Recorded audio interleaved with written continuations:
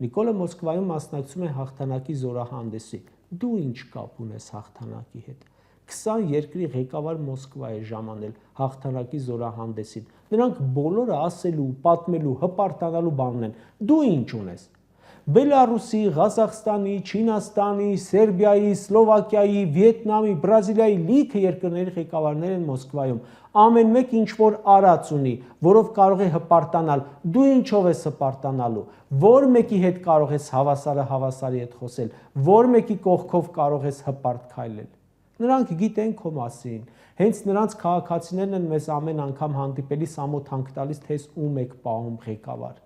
Դու ինչ կապ ունես հաղթանակի զորահանդեսի հետ։ 7 տարի ղեկավարում ես արդեն, մի զորահանդես կազմակերպել ես։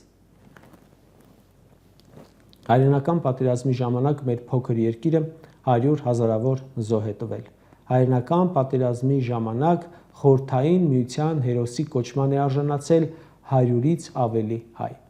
Բա այդքան ներդրում ունենք հաղթանակի մեջ։ Հելնես մենակ են փափախը դնես գնաս ու տեսնես, թե ոնց է տասնյակ երկրներ մասնակցում զորահանդեսին, իրենց ծափ տաս, Ադրբեջանի բանակին ծափ տաս։